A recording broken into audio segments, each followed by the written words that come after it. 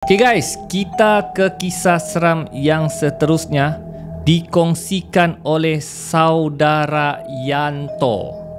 Saudara Yanto ni rakan TikTok saya, dia kongsikan cerita melalui inbox ya TikTok saya.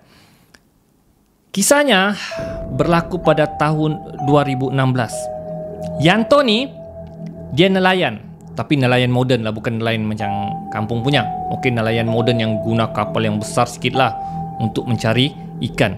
So mereka memancing ikan di kawasan laut dalam. Dia katakan takat Jepun lah, dia cerita. So untuk ke takat Jepun yang dia cerita ni di kawasan laut dalam mengambil masa 10 jam untuk ke sana. So guys, memang lama. Dan dia kata mereka belayar ke tengah laut selama 4 hari 3 malam. So sampai saja di kawasan tu memang kata orang takat. Kalau orang memancing dipanggil takat lah kawasan memancing yang ikan banyak. So mereka pancing jala ikan. Memang banyak dong dapat guys. Malam yang pertama memang kata orang durian runtuh lah ya. Tak menang tangan untuk tarik ikan. Namun berbeza pada malam yang kedua. Pada malam yang kedua, cerita si Yanto ni, ikan langsung mereka tidak dapat, tidak seperti hari pertama. Jadi agak pelik.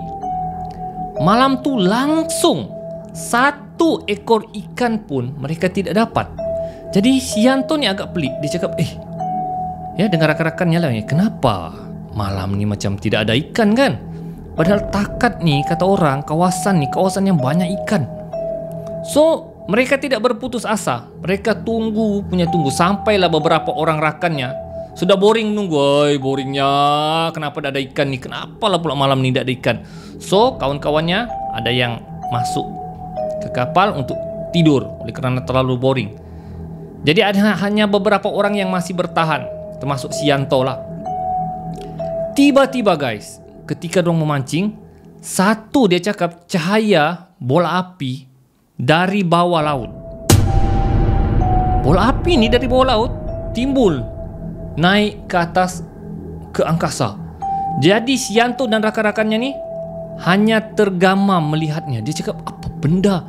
Mau ditegur. Mereka ingat kata-kata orang tua, jangan tegur kalau nampak benda yang pelik. Jadi si Yanto hanya berpandangan dengan rakannya yang speechless lah. Jadi orang buat tak tahu.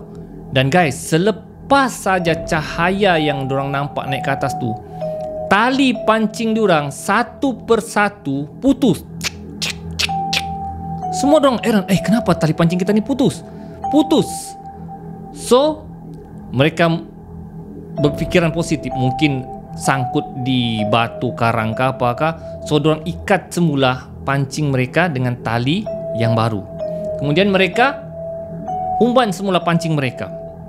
Dan kali kedua lagi guys, pancing mereka putus lagi. Ikut cerita si Yanto, dia kata dia pasang 10 pancing, 10 ya, joran yang dia pasang tu putus. So si Yanto dan rakan-rakannya sudah macam yang, alamak, lain macam malam ni tahu. Kemudian salah seorang rakannya cakap, mungkin gara-gara bola api merah tadi. Si Yanto cakap, jangan tegur, nanti dia datang. So malam tu mereka sudah macam yang tak selesa, jantung sudah berdebar. Mereka takut sesuatu yang buruk berlaku. Tiba-tiba guys, di sinilah ya, tiba-tiba air di laut tu berkocak macam yang bui-bui tu keluar begitu kan. So si Yanto pun terkejut dengan kawan-kawannya. Apa benda tu? Diorang cuba spotlight menuju ke tempat air yang berkocak tu. Guys, keluar satu makhluk yang berwarna merah.